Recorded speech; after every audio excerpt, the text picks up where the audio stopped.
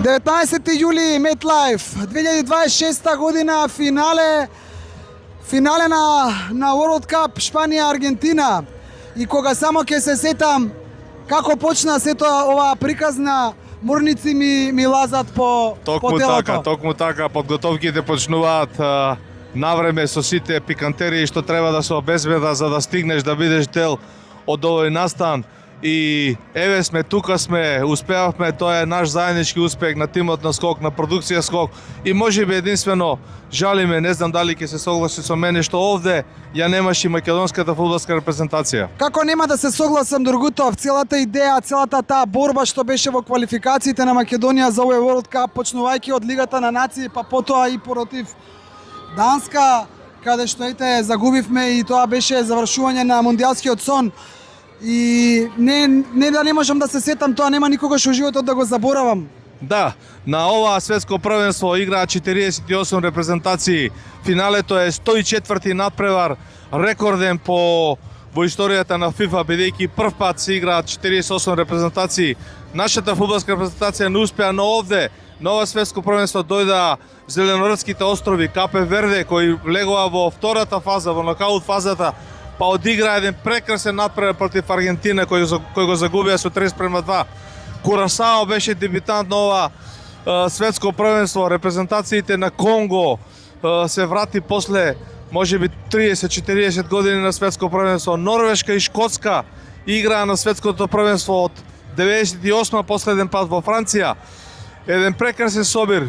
Тука сме веќе 40 дена преку Бостон и еве во Нью Џерси на MetLife.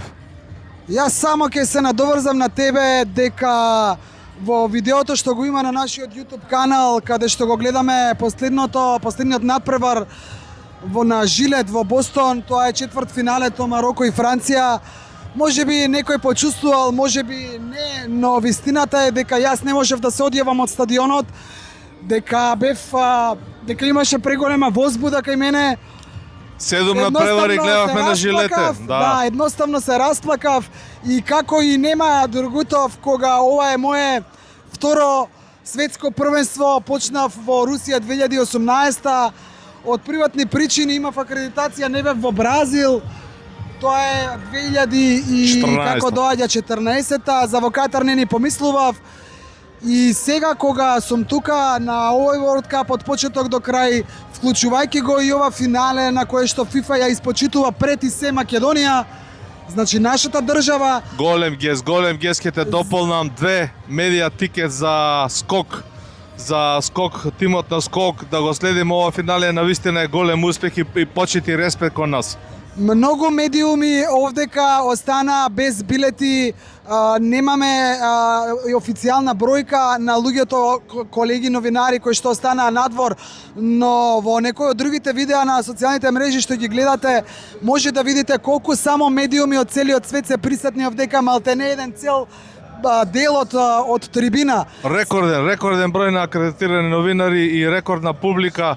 Сето ова е прекрасно и навистина да бидеш дел од ова е вистинско уживање. Ќе се вратам само на предходното, дека FIFA ја испочитува пред се Македонија, ја испочитува Македонската фудбалска федерација со овие два одобрени тикети за финалниот надпревар за македонски медиуми, за македонски новинари.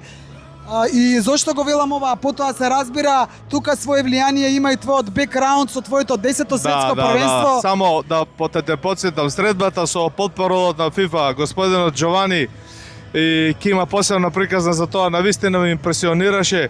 Ние се познаваме, меѓутоа не може да предпоставам. Човекот дојдете изгушка, да. Добро, поентата... Дека толку добро се сеќава на мене. Поентата на ова што го кажувам, не е кој како сака нека разбере, не е заради некое само себе фалење или не знам пробовирање. Веќе сме во години во кои што тоа и не ни е апсолутно потребно, но сакам да кажам како што еден фудбалски клуб од Македонија, кој и да е, не е важно името на клубот, игра во некои европски натпреварувања. И ја представува Македонија. Така и ние сме тука представници на Македонија, на македонските спортски новинари, на лице место сме 40 денови. Ова е наш 8 надпревар, сменивме 2 града, гледавме многу добри репрезентации, Шкотска, Франција гледавме, Норвешка, Англија гледавме. Ти си премногу си скромен и сега ќе ја завртам кон тебе камерата. Премногу си скромен и не ми дозволуваш да се доизразам, да го кажам тоа што навистина го чувствувам, мислам и знам дека е така. Значи, како еден фудбалски клуб македонски, што ја представува нашата држава, има убави резултати на европска сцена и потоа државата и другите клубови имаат бенефит од тоа, имаат повисоко место во Европа. Така е и со тебе, како Мијалче Дургутов, како некој кој што бил на 10 светски првенства, ја представувал нашата држава, ја представувал Македонија и медиумите од Македонија, и тоа не дека треба да се добие орден за храброст, орден за не знам што, меѓутоа тоа треба да се знае и да се каже. Ти не сакаш да го кажеш, Дургутов. Добро. Тоа сакав да го потенцирам.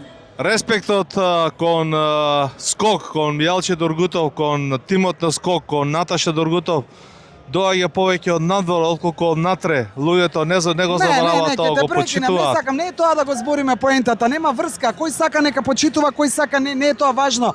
Важно е дека треба да се знае, да остане како факт и вистина, дека го браниш грбот на македонското спортско новинарство 30 и колку, 6 години. 36 години наназад. Ај збор два за оваа зелена трева која гледаме пред нас, овие празни тревини, дека играат Аргентина и Шпанија. Кој е твоето чувство? Како ќе оди денес над преваров? Кој ќе биде победник?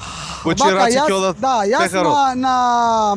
Дали ќе има голови како вчера на Англија, Франција? На Бруклин Бридж, кога бевме и направивме една кратка емисија, јас кажав која и од овие две репрезентации да победи, јас ќе се радувам, затоа што нема да објаснувам сега и да одземам време на гледачите зошто е тоа така, но искрено мислам дека Шпанија заслужува да го подигне пехарот, а не дека Аргентина не заслужува. Јас типувам на Аргентина како победник, но мислам дека апсолутно заслужено ќе биде и Шпанија да го освои пехарот, и всушност Шпанија беше мој фаворит, уште јавно го кажав тоа во камера пред почетокот на првенството.